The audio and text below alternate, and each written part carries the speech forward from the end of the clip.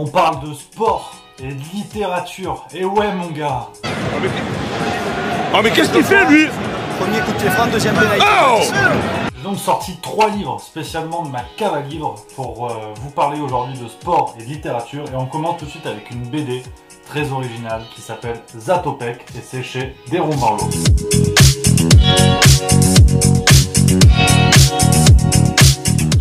Une BD réalisée par 2 dessinateurs, Jan Novak et Jaromir99. 2 dessinateurs qui sont originaires de République tchèque et qui nous offrent un ouvrage qui est vraiment particulier, qui retrace la vie du coureur Emil Zatopek, qui est une des légendes du sport, une des légendes de l'athlétisme, qui a tout au long de sa carrière battu des dizaines de records et qui encore aujourd'hui reste une idole pour beaucoup de sportifs.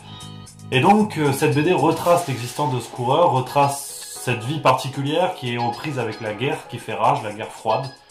Et donc on va suivre les pas rapides d'un sportif pas vraiment comme les autres, qui a une vie vraiment particulière, qui va commencer par travailler dans une usine pour ensuite être repéré contre le gré de ses propres parents qui ne voulaient pas qu'il devienne sportif. Et donc petit à petit, dans un dessin particulier, on va vivre une aventure vraiment super. On quitte les pistes d'athlétisme pour partir sur le goudron avec Le coureur et son ombre d'Olivier Arlandon et c'est chez Premier Parallèle. Olivier Arlandon, l'auteur de ce livre qui est un hommage à la petite reine, est un ancien cycliste professionnel qui revient sur sa carrière, qui revient sur sa passion, dans un livre qui est servi par une langue magnifique.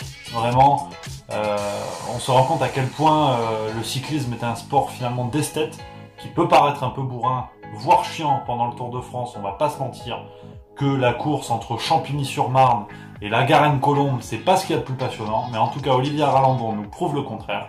Et nous montre vraiment que le cyclisme est un sport de courage, un sport de dépassement, un sport d'honneur. Et aussi, le petit plus de ce livre que j'ai trouvé à titre personnel, c'est que Olivier Arlandon nous propose une vision sur le dopage.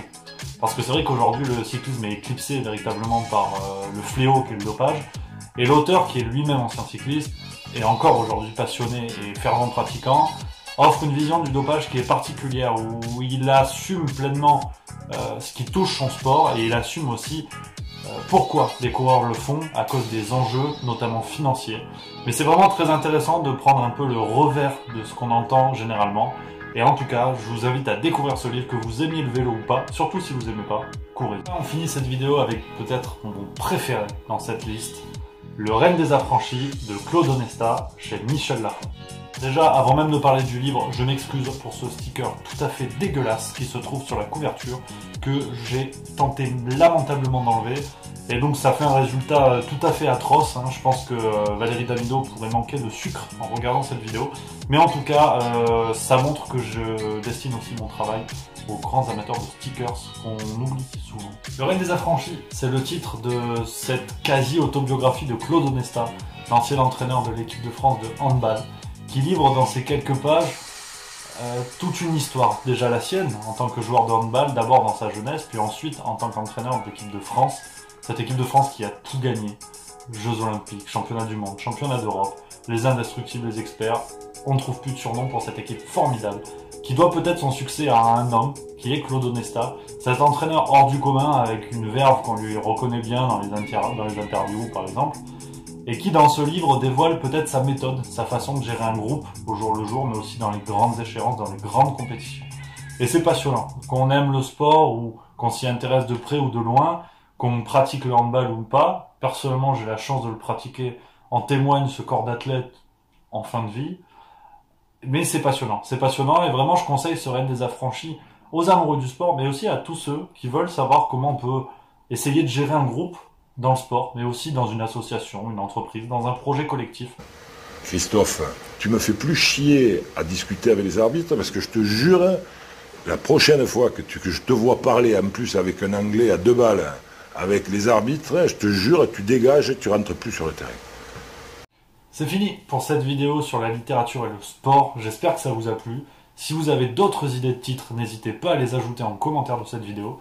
Et surtout, n'oubliez pas de vous abonner en cliquant quelque part à côté de ma tête, pas sur ma tête sinon ça marche pas. Abonnez-vous à la chaîne YouTube Let It Be, je fais les calculs, pour l'instant on est 10, si toi tu t'abonnes, on gagne 10%. Qu'imagine, on est 10. Enfin, ça peut être la folie. On se retrouve bientôt pour de nouvelles vidéos. Ciao.